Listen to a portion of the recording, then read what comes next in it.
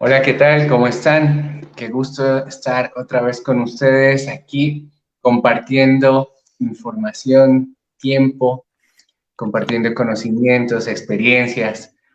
¿Alguna vez se han dado cuenta que no cumplen los objetivos, que llegamos a ese momento de revisar si hemos cumplido las metas personales o las metas organizacionales y no sabemos qué ha pasado y definitivamente no pudimos cumplir? Hoy vamos a estudiar el poder de los hábitos en las organizaciones exitosas. Vamos a ver por qué es tan importante los hábitos y cómo podemos influenciar sobre nuestro propio comportamiento personal y organizacional para llegar a tener organizaciones de éxito.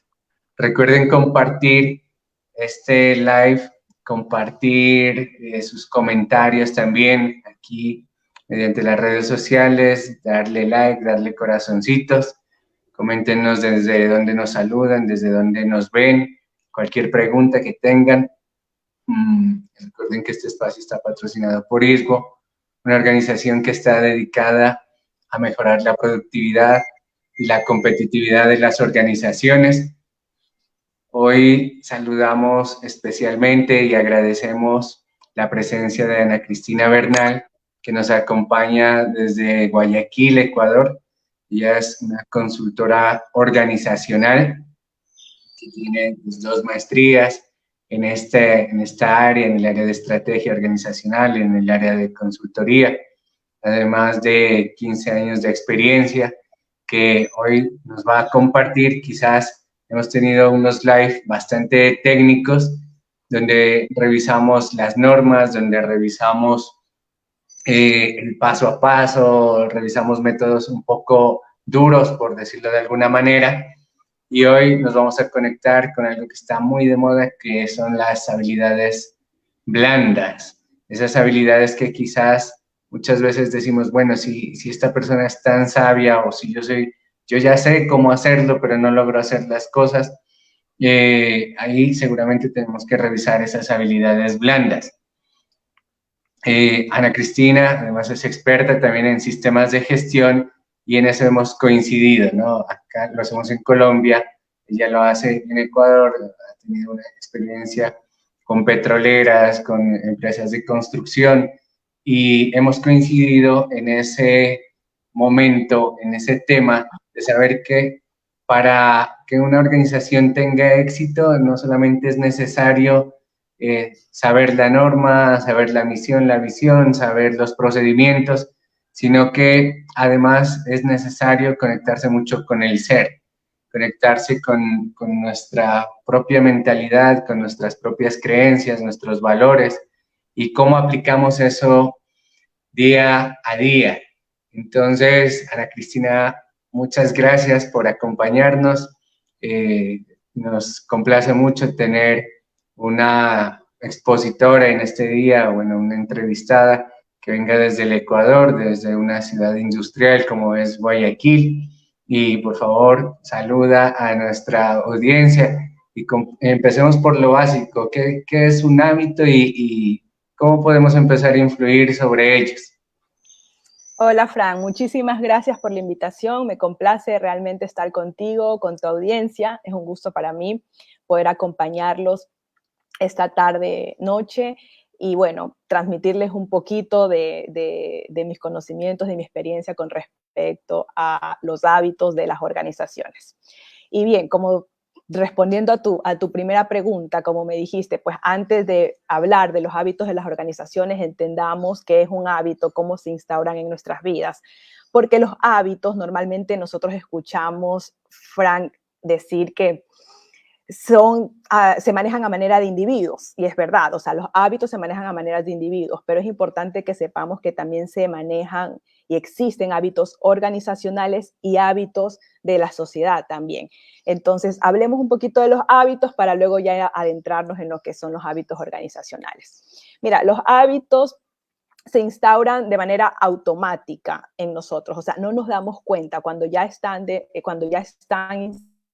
se vuelven como una trenza súper poderosa, porque nosotros día tras día normalmente tenemos los mismos pensamientos, hacemos las mismas acciones, la misma rutina, vivimos en una especie del día de la marmota sin darnos cuenta, y en ese momento se instauran los hábitos. Y es como que mientras más lo hacemos, mientras más cumplimos esa misma rutina, es como que se estuviera entrenzando una cuerda que se hace cada vez más gruesa y muy difícil de romper. O sea, se hace prácticamente imposible de romper como tal, pero aquí vamos a aprender igual que si hay formas de cambiarlos. ¿Y cómo funciona esto? Lo que pasa es que nuestro cerebro siempre está buscando ahorrar energía. Entonces, hay una parte de nuestro cerebro, que son los ganglios basales, en donde se instauran nuestros hábitos, en lo que hace que cada vez que nosotros repetimos una actividad, repetimos unas acciones, se quedan ahí grabadas para que la próxima vez que vayamos a vivir, digamos, ese evento, nuestro cerebro actúe de forma automática. O no sé si te ha pasado a ti, Frank, que a veces, yo qué sé, yendo al trabajo, te das cuenta que de repente estás en medio del camino y no sabes ni cómo llegaste ahí, o estás en tu casa y de repente estás, no sé, ya estás afuera, subido en el carro y no sabes cómo llegaste, es Sí, porque el sí, cerebro... discúlpame que te voy a interrumpir ahí, que esa pregunta me encanta.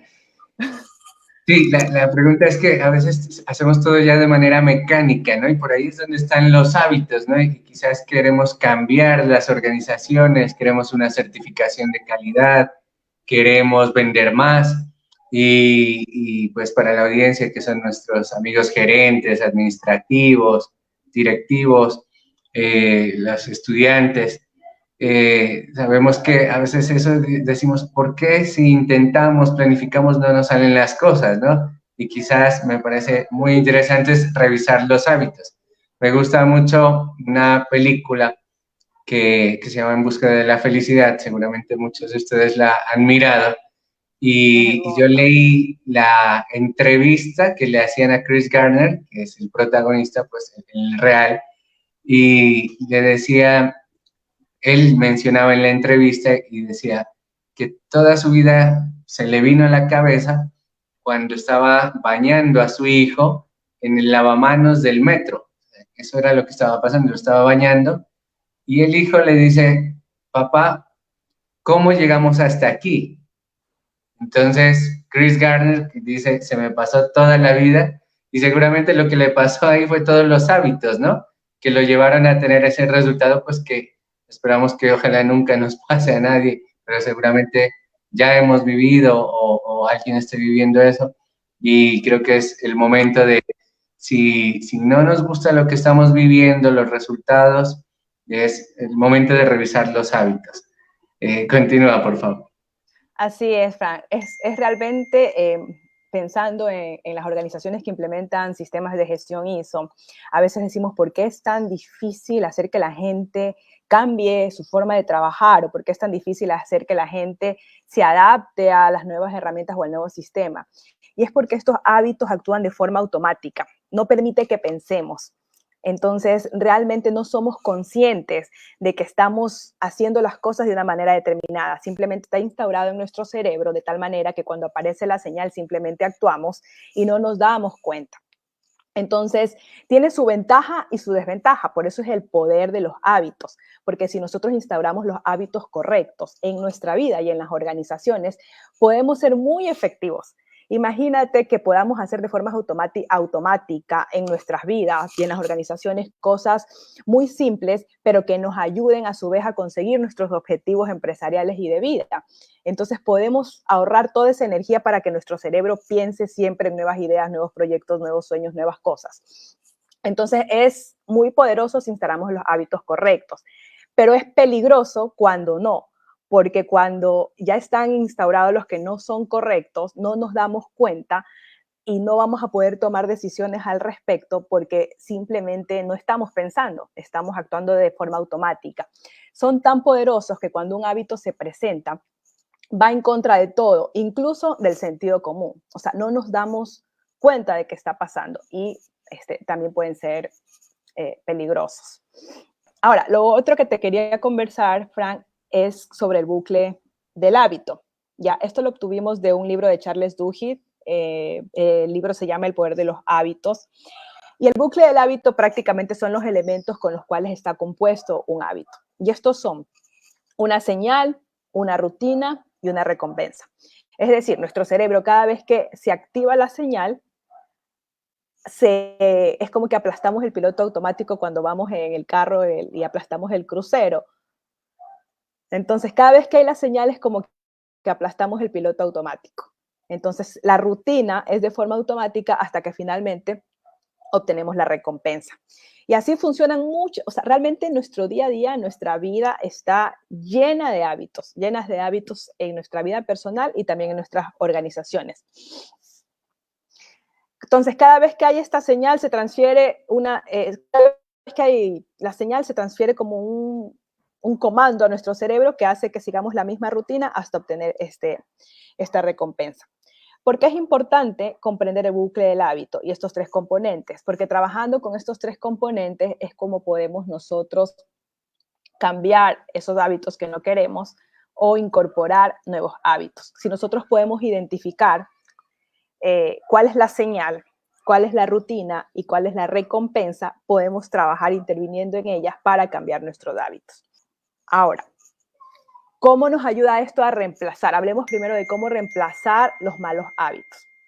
Cuando nosotros observamos las señales y las recompensas, podemos cambiar la rutina. Y aquí te cuento la historia de dónde nace esta teoría ya comprobada ahora. Esto se conoce como la regla de oro para cambiar los hábitos, así se llama. Y esto nace de un entrenador de fútbol americano en Estados Unidos. Me parece que era un equipo de Orlando, no sé mucho de fútbol americano, no recuerdo bien, pero él tenía la creencia de que tenía que hacer cambios en su equipo porque su equipo le iba súper mal, pero que él no podía decirle de un día para otro a las personas que cambien sus hábitos, que cambien la forma en que habían venido trabajando, que habían estudiado y habían aprendido y habían practicado durante muchos años. Entonces él decía, si yo mantengo ciertas cosas para que su cerebro se familiarice con eso y solamente cambio una parte del bucle, yo voy a obtener resultados diferentes. Entonces, ¿qué hizo? Preguntó cuáles son las señales, empezó a conversar con su equipo y me acuerdo que decían, a ver, ¿tú qué haces? ¿Cuándo empiezas a correr? Y le decían, mira, cuando yo veo que el hombro se inclina así, la cadera se inclina así, yo hago esto. Entonces le dijo, ok, entonces la próxima vez que tú veas esa señal, ya estaba la señal identificada, ahora vas a hacer esta jugada. Entonces lo que hizo fue que se enfocó en 2, 3 jugadas para que con la señal ellos cambien la rutina y obviamente la recompensa era la misma. Con eso él logró pues que el equipo empiece a tener muy buenos resultados, incluso años después llegó a la Super Bowl, que creo que todos conocen, pues es el campeonato más importante de fútbol americano, y aquí pues se declara ya la regla de oro para cambiar los hábitos como una teoría comprobada. Y, por ejemplo, lo podemos hacer en las organizaciones. Entonces, ¿cómo? Identificando la señal, la rutina y la recompensa. Por ejemplo, algo que muy comúnmente hacemos la mayoría de las personas es que cada vez que llegamos a la oficina a primera hora, lo primero que hacemos es revisar los correos electrónicos.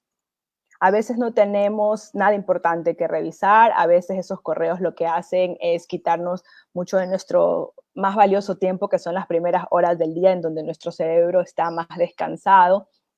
Sin embargo, perdemos media hora, una hora leyendo correos electrónicos que podrías tranquilamente responderlos al finalizar del día o que podrías responderlo, no sé, cada 2 días. Sin embargo, tenemos el hábito.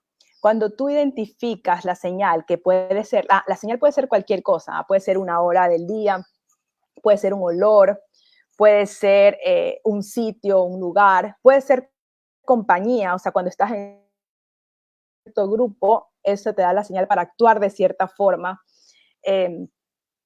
Puede ser, un olor, algo que saborees. Entonces, en este caso, por ejemplo, es el lugar en donde estás, como te me fuiste, Frank, no sé si estoy todavía contigo. Aquí estoy. Sí, solo cambié la vista. Ah, ya, ok. Bueno, entonces, te decía, tú identificas la señal, que en este caso sería la hora del día y el lugar en donde llegas, y dices, ok, de ahora en adelante, nadie lee correos electrónicos a primera hora del día. Los correos electrónicos se leen al final. Y empiezas a hacer, qué sé yo, decir, va, desde ahora en adelante apenas llegue, vamos a planificar las actividades del día. Entonces cambias la rutina, que es el leer electrónico, por hacer una planificación del día, que es una actividad mucho más efectiva. Y la recompensa, pues finalmente va a ser pues el placer que vas a sentir de que vas a sentir que tu día es más productivo, o los resultados que vas a obtener con esa planificación.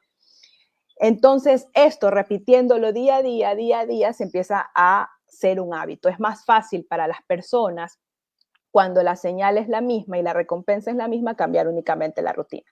Y eso se conoce como la regla de oro para cambiar hábitos. Bueno, ¿qué más te cuento? A ver, te dije que íbamos a ver cómo cambiar hábitos y cómo crear nuevos hábitos, ¿no es cierto? Entonces, ahora veamos cómo crear nuevos hábitos. Igual, usas la señal, la rutina y la recompensa. Cuando tú quieres crear un nuevo hábito, identificas cuál es la señal, cuál es la rutina, y lo que haces es que la recompensa sea algo tan deseado que tu cerebro, en el momento en que aparezca la señal, no puede parar o no puede resistirse a cumplir la rutina hasta obtener la recompensa. Y eso, por ejemplo, es lo que nos pasa, te comentaba, con los teléfonos celulares cuando suena el tilín, ¿no? No es un buen hábito, pero nos ocurre. O sea, cada vez que suene el tilín, tenemos la necesidad de responder el mensaje. Así estemos muy concentrados en un trabajo, así estemos en una reunión importante, así estemos revisando,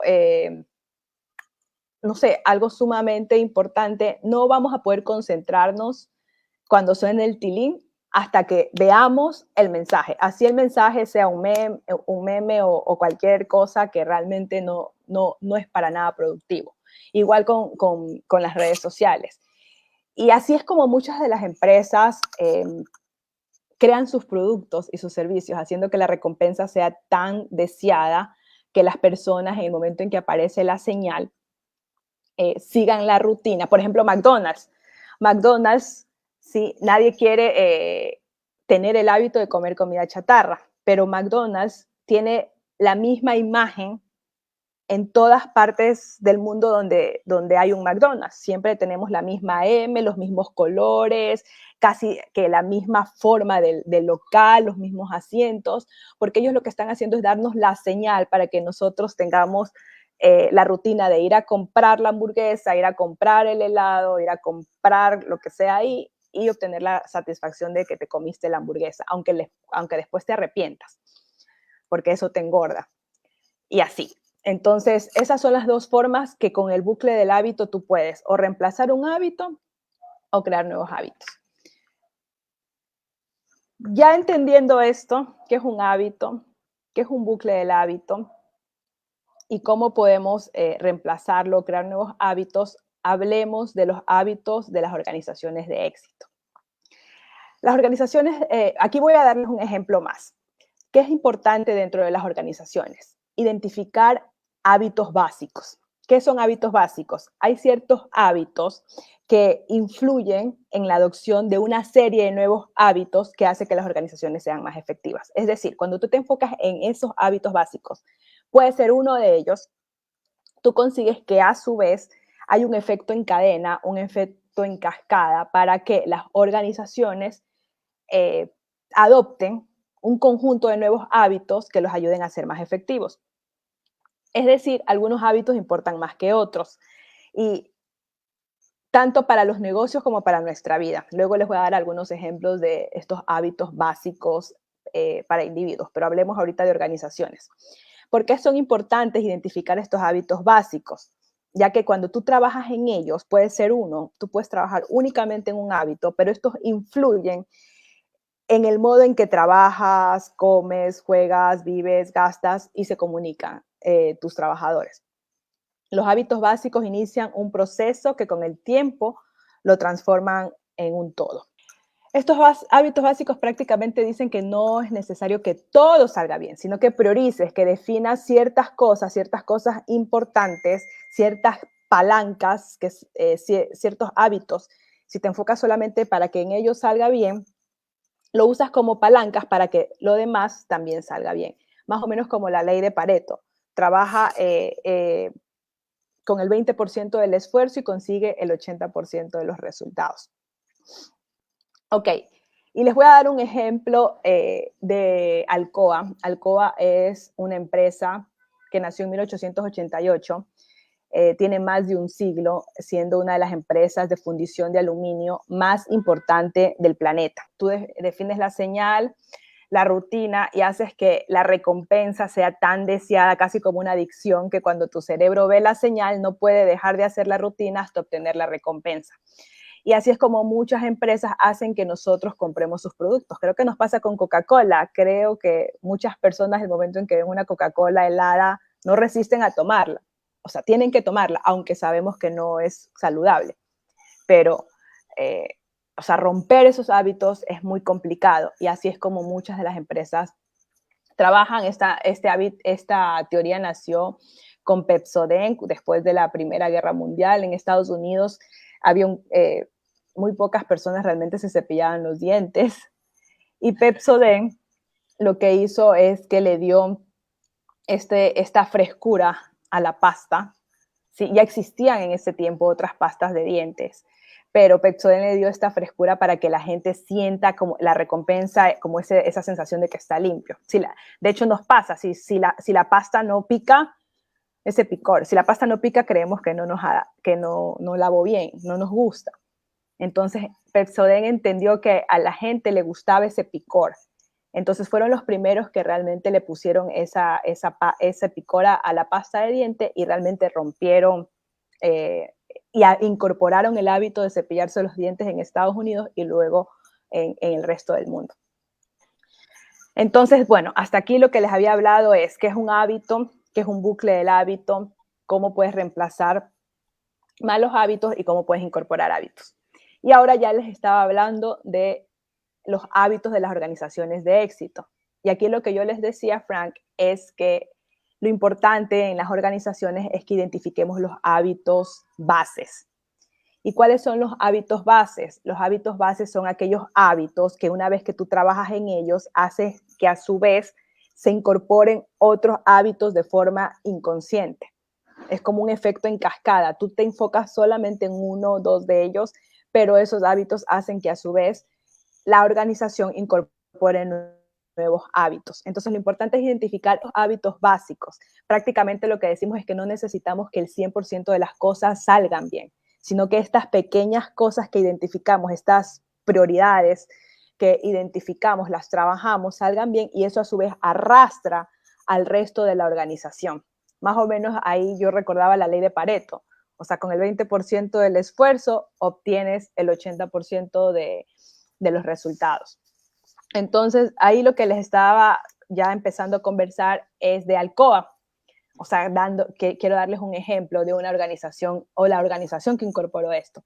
Listo, listo. Espera, disculpa un momentico. Aquí sí, estaba claro. revisando los comentarios, Ana, y como que el que me fui solo yo, que falló el internet. Les pido disculpas, pues ya saben, esto es parte del show, les digo yo. El internet, pues ahora tenemos la posibilidad de conectarnos 10.000 personas a este tipo de eventos, pero a veces el internet falla. En fin, aquí pues nos está saludando Alexandra, muchas gracias por saludar, siempre estar presente. Nos saluda también Marco Antonio Lara, muchas gracias. Es un excelente coach también. Ana Cristina, olvidaba decirlo, pues ella también, además de ser consultora, es experta en organizaciones y también ha estudiado todo lo de coach ontológico, o sea, lo que necesiten, ella está para apoyarlos, no solamente para impulsar el cambio de los hábitos a nivel organizacional, sino también personal. Tiene un proyecto, un nuevo emprendimiento en el cual acompaña a las personas desde descubrir cuál es su don hasta tener su propia empresa basado en ese don, ¿no? Basado en lo que digamos, Dios nos ha dado a cada uno de nosotros y que nos gusta hacer. Entonces, bueno, también saludamos a Jimena Pantoja, estaba ahí muy atenta en el momento que nos fuimos, estaba comentando que sí nos miraba. Saludos a Daniel Fajardo, mi hermano querido, a Rosalín Torres, ella es una cirujana que nos acompaña desde Perú. Muchos saludos, mucho cariño. Rosalín, aquí hay una pregunta que, que nos dice Jimena Pantoja. ¿La señal es lo mismo que condicionar? Eso es como para interrumpirte un poquito y mientras estructuras la respuesta, sigo aquí leyendo los comentarios. Tirsa Coral es una excelente empresaria de acá de nuestra región. Muchos saludos, muchas gracias por estar presente. Pues nos dice excelente tema, gracias Fran por invitarnos. Y aquí está Santiago Hernández, un estudiante de la universidad. Muchísimos saludos. Entonces, te cedo la palabra a la Cristina. También esto es interesante, ¿no? Me gusta la pregunta. ¿La señal es lo mismo que condicionar? Bueno, no sé si alcancé a decirlo, la señal puede ser cualquier cosa, puede ser una hora del día, puede ser un olor, puede ser, no es lo mismo que condicionar, ¿sí? Simplemente es algo que ocurre y que en el momento en que ocurre nuestro cerebro automáticamente se activa activa el piloto automático. Yo te decía, es como aplastar el botón del crucero en el carro para que el carro te llegue solito. La señal es algo que nos activa, ¿no? Y lo de condicionamiento yo creo que puede estar un poquito relacionado, es cómo estamos condicionados ante esa señal, ¿no? Muchas veces yo miro que pues, en todas las culturas y nuestra cultura latinoamericana, muchas veces ya tenemos unos hábitos que parten de señales y de condicionamientos que hemos heredado desde nuestra propia familia. Por ejemplo, y pueden llevarnos inclusive pues al trabajo, ¿no? En este momento, asesorando a organizaciones me dicen qué complicado que ha sido trabajar ahora porque las personas en lugar de trabajar miran su celular. Entonces, necesitamos que produzcan un documento o bueno, que hagan sus labores y ellos están en el celular. Entonces ya es de pronto lo mismo que aprendieron mientras crecieron y se nos dificulta a todos soltar el celular. Pues yo de manera, pues en unos cursos que he hecho, lo que he aprendido es que, bueno, la gente productiva apaga todas las alertas y porque además eso está desarrollado de una manera muy estratégica, ¿no? Hay un documental que se llama Redes Sociales de Netflix, donde explican eso, ¿no? E incluso hay gente que por ética dice, yo renuncié a Facebook, renuncié a Gmail, porque ahí nos enseñaban a tener a las personas conectadas todo el tiempo. Y pienso que eso no es lo adecuado, pues lo expresan ellos, ¿no? Dentro de las entrevistas. Y nosotros a veces nos cuesta y yo creo que yo personalmente investigo, hago proyectos, leo y claro, si hay lo que tú decías, la alerta, hasta ahí llega la atención. Y un buen amigo que se llama Mauricio Bock, que también hizo un curso de coaching y liderazgo, él mencionaba que si yo miro el celular y vuelvo a tratar de escribir o a tratar de leer, es un gasto energético tremendo, ¿no? Entonces, ahí estos hábitos ya, digamos que nos empiezan a afectar la energía, la productividad, y creo que va pues totalmente ligado a lo que estamos charlando, que es las organizaciones de éxito. Y bueno, ya te cedo la palabra para que nos comentes, por favor, el ejemplo que seguramente nos podrás comentar cómo solucionar este tipo de problemáticas que se viven día a día. Sí, Fran, gracias. Bueno, siguiendo un poco antes de hablarles del ejemplo de lo que tú dices, es muy cierto, ¿no? Si es que, o sea, ya tengo el hábito de que si me suena el celular, lo voy a coger, porque es que ya, es que es como que el hábito me controla a mí. Entonces tengo que apartar la señal, porque si es que no suena, si no veo el teléfono, tú puedes seguir trabajando. Pero también, Frank, para los hábitos que quieres incorporar, tú puedes poner la señal ahí. Por ejemplo, quiero hacer ejercicio, entonces yo preparo mi ropa de ejercicio a primera hora y la pongo al lado de mi velador de mi cama, cosa que cuando me levanto veo la ropa y ¡pum!, activo la señal de este hábito que quiero incorporar. Y también puedes poner la recompensa, qué sé yo quiero tener pues el cuerpo de esta supermodelo y pones una foto ahí con tu cara, entonces tú dices, yo voy a hacer ejercicio porque quiero llegar a esa meta, la pones muy visual, entonces de esa manera, así como escondes esas señales que no quieres realizar, también puedes poner visible esas señales de los hábitos que quieres incorporar. Y ahora sí, volvamos al ejemplo que te iba a dar, es de esta compañía Alcoa. Alcoa es una empresa que te decía, nació en 1888, tiene más de un siglo, siendo una de las empresas más importantes del planeta en la fundición de aluminio. Hacen desde la envoltura del Hershey y el Kisses, las latas de Coca-Cola, hasta los tornillos con los que se construyen los satélites.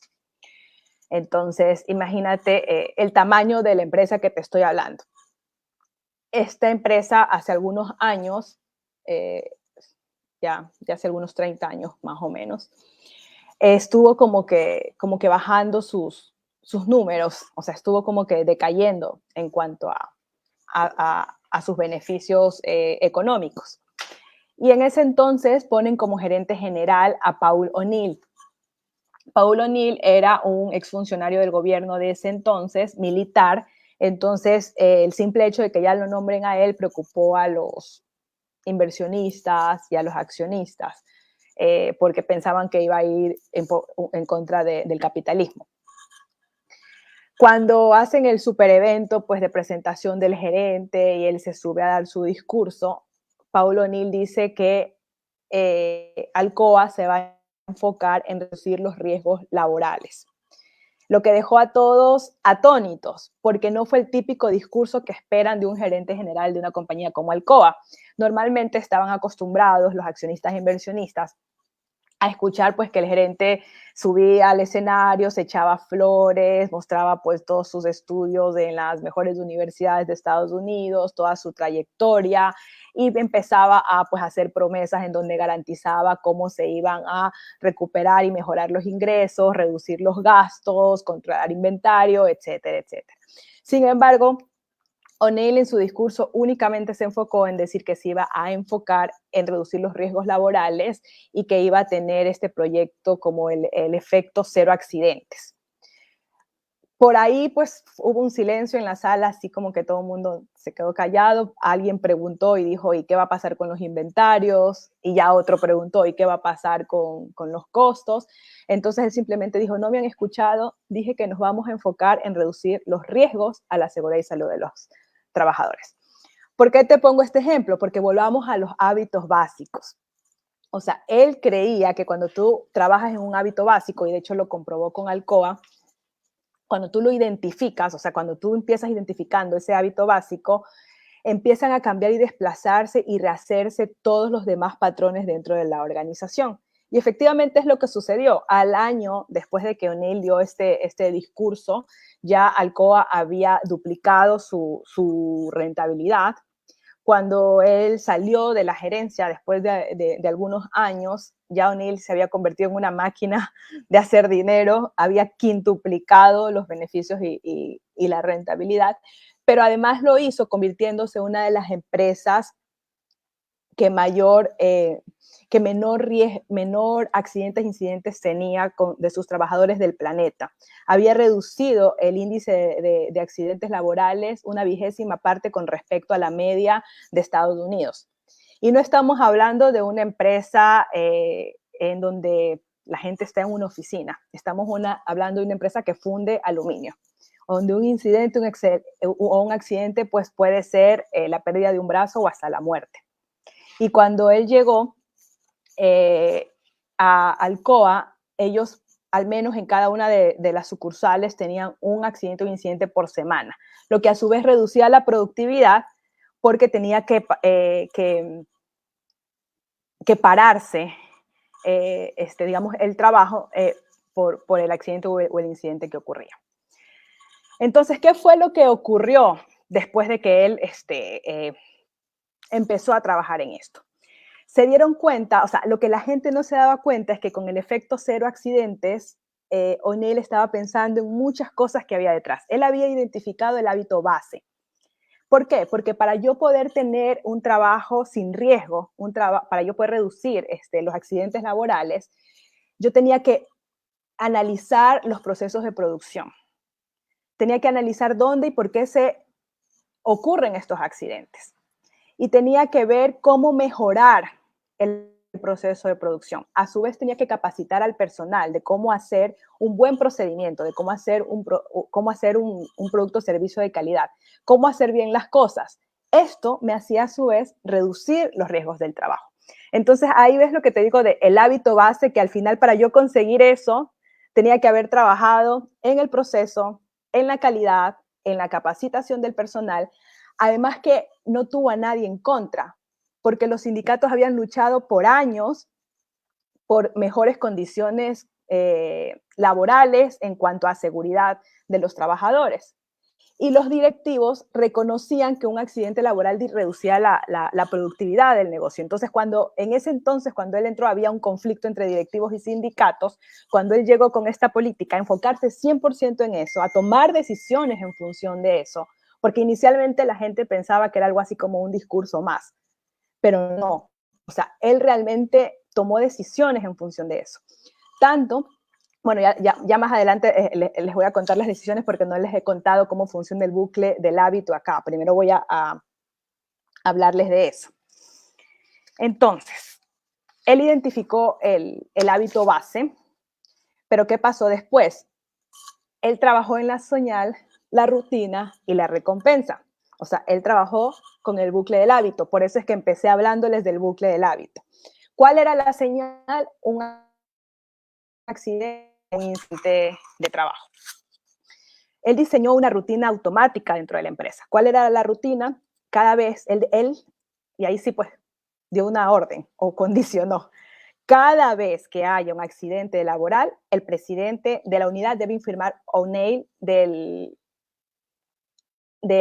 accidente con un plan de acción de cómo hacer que ese accidente o incidente no vuelva a ocurrir nunca más. Y eso obviamente lo replicaba en el resto de las sucursales. O sea, lo que mejoraba en una sucursal era una oportunidad de mejora para todas las demás filiales que él tenía.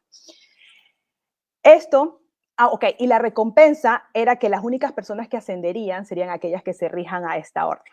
Entonces estaba claramente definido el bucle del hábito, la señal, la rutina y la recompensa. ¿Esto qué ocasionó? Y esto tenían que responderlo en 24 horas.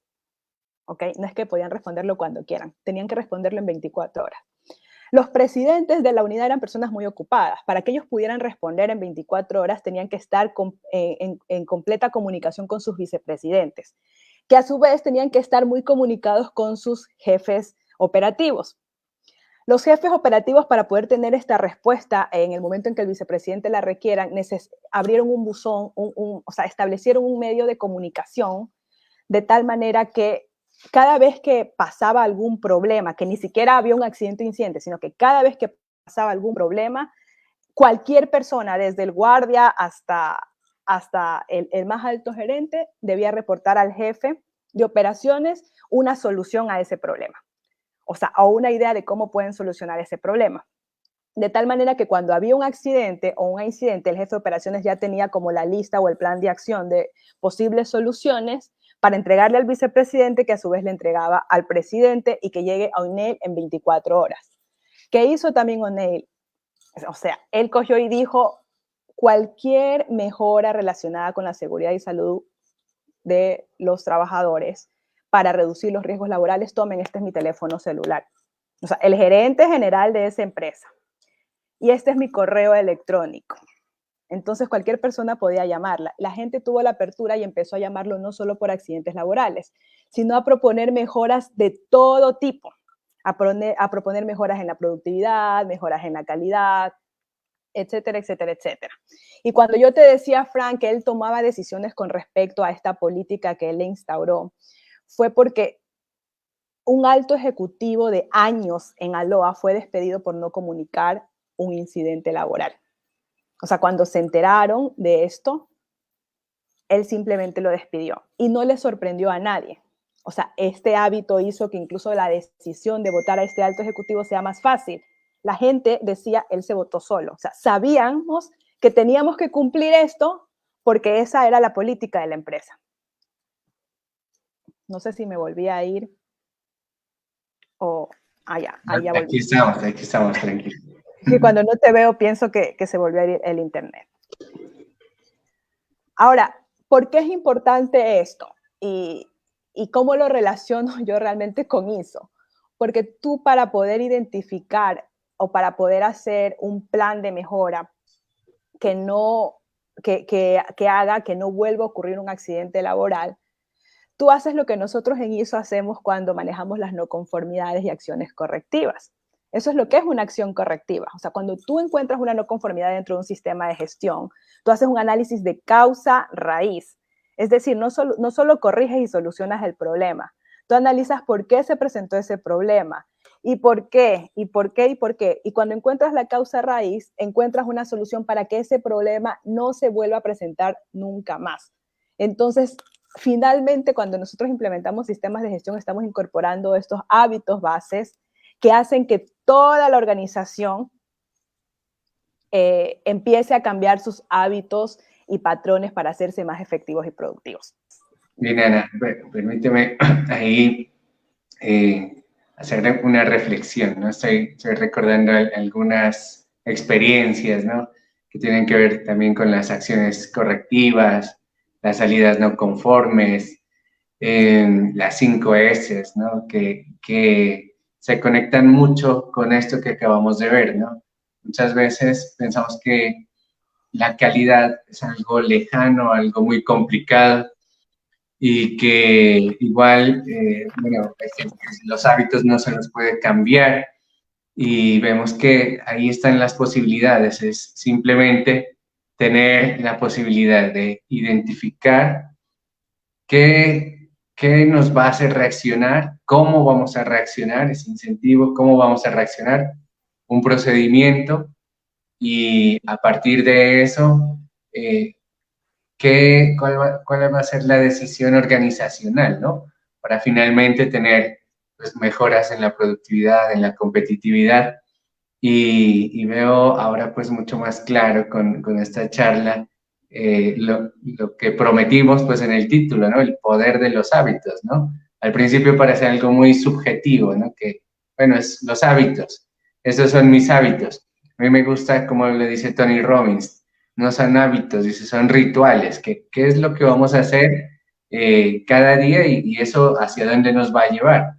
Me gusta mucho un ejercicio que se los propongo a la audiencia, es mirar a diario, a nivel personal y a nivel organizacional, un listado de hábitos que vamos a decir, bueno, este hábito, pues yo creo que no me está ayudando mucho. Fumar, ver 3 horas de Netflix, 3 horas de Instagram y Facebook, estar chismoseando nada más. Y digo, bueno, en esas 6 horas, ¿yo qué podría hacer? Y en la columna de al lado, hábitos que yo podría hacer. Leer, escribir, buscar estrategias de negocios, trabajar en la productividad, o sea, ya cambiar esos hábitos. Y a partir de esa reflexión, pues ya llegaría a la parte que es la más compleja, pero si estructuramos así, creo que no es tan complejo. Yo, la verdad, he ayudado mucho a personas con ese ejercicio tan sencillo. Dime qué hábito vas a dejar, un solo hábito que desde mañana vas a empezar a eliminar, y un hábito nuevo, bueno, que tú quieras adquirir. Y la gente me dice, no, excelente, qué chévere, ya, mira, ya empecé a hacer esto. Y ahí está la palabra clave, es el compromiso. Es decir, yo estoy comprometido con dejar de ver Netflix y al menos salir a hacer media hora, 1 hora de ejercicio, que pues me va a activar todo mi cuerpo, mi cerebro y mi ser. Entonces, me parece muy chévere cómo lo estás simplificando, ¿no? Desde hacer tener el concepto tan claro y sencillo del hábito hasta llevar hasta la competitividad organizacional que nos has puesto el ejemplo. Muchas gracias, Ana. Sí, y siguiendo el ejercicio que tú les mandas a hacer, por ejemplo, ¿a qué hora veo Netflix? O qué, ¿cuál es la señal que me hace a mí ir a ver Netflix 3 horas? La hora del día, mi aburrimiento, porque recuerda que una emoción también puede ser una señal, cuando me veo con tal persona. Entonces, cuando tú tienes esa señal, lo que tienes que hacer es cambiar la rutina. Entonces, por ejemplo, no, es que cada vez que llega mi esposo, pues con él me voy a ver Netflix, no sé.